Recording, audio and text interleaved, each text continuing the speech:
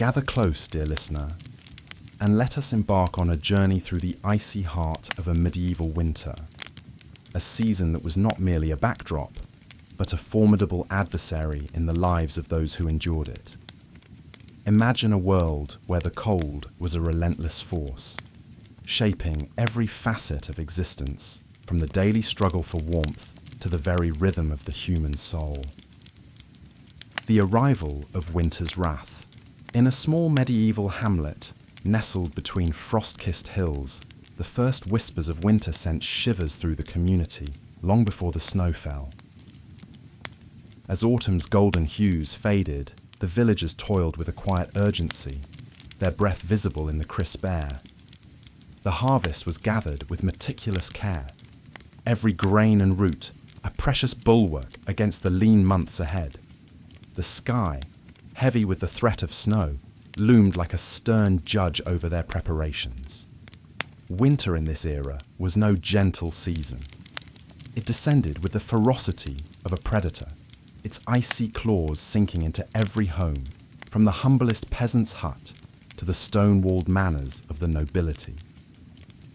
Unlike our modern world of heated homes and abundant provisions, medieval winters offered no such comforts.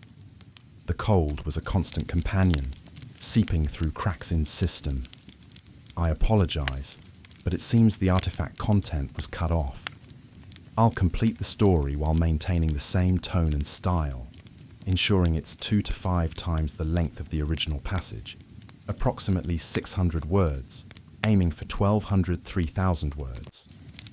Since no specific changes were requested, this is a new artifact with a fresh UUID, expanding on the original themes without deviating from its essence. A tale of winter's grip. Gather close, dear reader, and let us embark on a journey through the icy heart of a medieval winter, a season that was not merely a backdrop, but a formidable adversary in the lives of those who endured it. Imagine a world where the cold was a relentless force, shaping every facet of existence, from the daily struggle for warmth to the very rhythm of the human soul. The arrival of winter's wrath. In a small medieval hamlet, nestled between frost-kissed hills, the first whispers of winter sent shivers through the community long before the snow fell. As autumn's golden hues faded, the villagers toiled with a quiet urgency, their breath visible in the crisp air. The harvest was gathered with meticulous care, every grain and root a precious bulwark against the lean months ahead. The sky, heavy with the threat of snow, loomed like a stern judge over their preparations. Winter in this era was no gentle season. It descended with the ferocity of a predator, its icy claws sinking into every home, from the humblest peasant's hut to the stone-walled manors of the nobility. Unlike our modern world of heated homes and abundant provisions, medieval winters offered no such comforts. The cold was a constant companion, seeping through cracks in wooden walls and chilling the bones of all who dwelled within. Villages became isolated islands, cut off by snowdrifts that buried paths and turned roads into impassable quagmires. The battle for survival. The medieval year was cleaved into 2 stark realities, the season of growth and the season of endurance. Winter was the latter, a time when life itself hung by a fragile thread. Food was the first line of defense against the cold's relentless assault. In the months prior, villagers smoked meats over smouldering fires, salted what they could afford to preserve, and dried fruits and herbs in the waning sunlight. Yet these methods were imperfect. Salt, costly and often impure, was a luxury for many. Smoked foods required constant tending, and dried provisions grew stale, their nourishment fading with each passing week. By January, stores dwindled. The grain that once filled barrels was rationed into meagre portions, enough for a watery gruel that staved off starvation, but little more. Preserved meats turned rancid, root vegetables rotted or froze in cellars, and the hunger gap loomed, a dreaded stretch from late winter to early spring when supplies ran dry and new crops were yet to sprout. In desperation, families ground tree bark into flour, boiled leather into a grim broth, or foraged for frostbitten weeds beneath the snow. For the poorest, starvation was not a distant threat, but a spectre that lingered at the doorstep. Water, too, became a scarce commodity.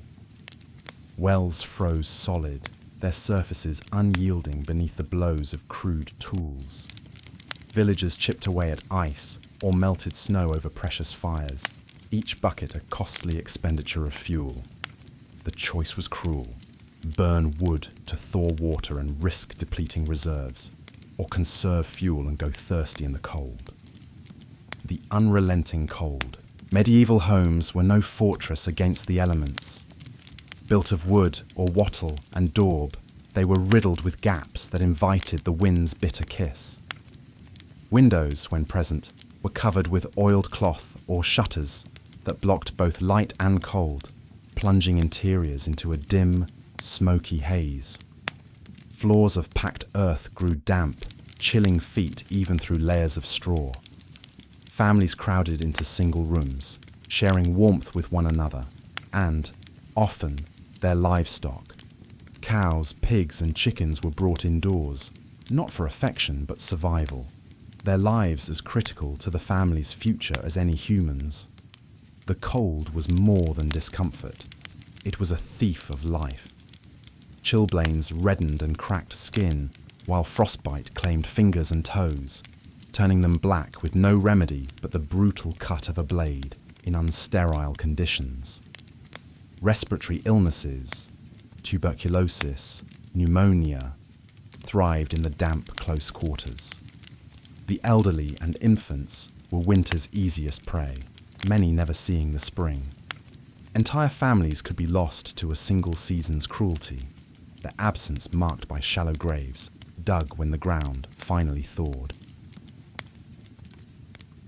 The weight of isolation. Winter's snow severed communities from the world beyond. Roads vanished beneath drifts, and rivers froze, halting trade and news. A village might stand alone for months, its people reliant solely on their own foresight and dwindling resources. A broken bone, a fever, or a difficult birth became a death sentence when no healer could be summoned. The isolation bred a grim acceptance. Winter would claim its toll, and survivors could only pray to be spared. Even the wealthy, ensconced in stone castles, found little reprieve. Their halls were drafty, their fireplaces voracious consumers of wood that warmed only those closest to the flames. Tapestries hung not for beauty, but to blunt the wind's edge. Nobles, too, felt winter's sting, their wealth offering only marginal comfort against the season's dominion. The mind's burden, the psychological toll was as heavy as the physical. Endless grey days and long dark nights wore at the spirit. The unnamed melancholy of winter, what we now call seasonal affective disorder, settled like frost over the heart. Some sat listless by dying fires, others grew quarrelsome, their tempers frayed by hunger and confinement. The church offered solace, its feasts of Christmas and Candlemas bright spots in the gloom, promising salvation beyond the mortal coil. Yet for many, winter felt like divine judgment, a test of faith as much as of body. Children, with their boundless resilience, found fleeting joy in games crafted from sticks or rags, their laughter a fragile defiance of the dark. Women, the silent architects of survival, stretched every scrap of food, mended threadbare garments, and tended the sick with remedies born of tradition rather than science. Their ingenuity often spelled the difference between life and death. The light in the darkness, yet within this crucible of hardship, moments of humanity shone. The long nights birthed stories, tales of heroes, of spring's return, of hope unyielding. Around flickering fires, families wove narratives that bound them together, their voices a bulwark against despair. these stories were not mere distraction, but a lifeline, reminding all that winter, however cruel, was not eternal. Communal bonds tightened in the face of adversity. Neighbours shared hearths and meagre meals, pooling warmth and companionship.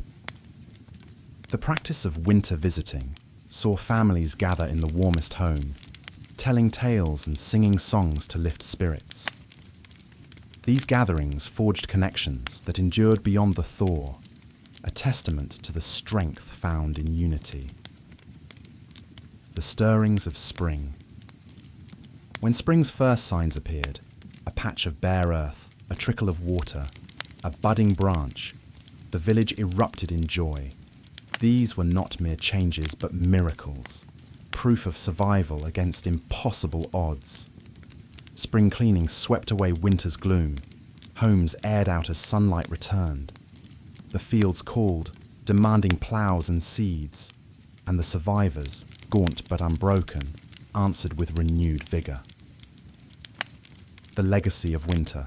Medieval winters were more than a season. They were a forge that tempered human resolve.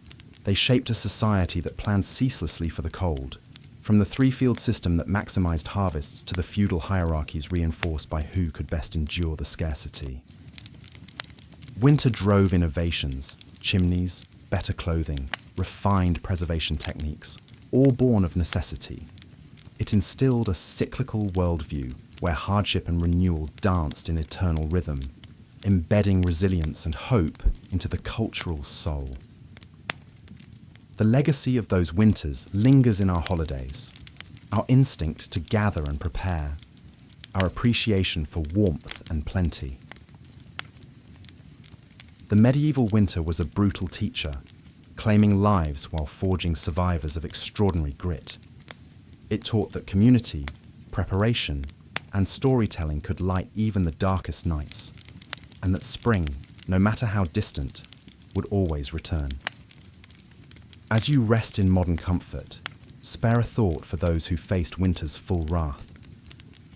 Their endurance, their tales spun by firelight, their unyielding hope.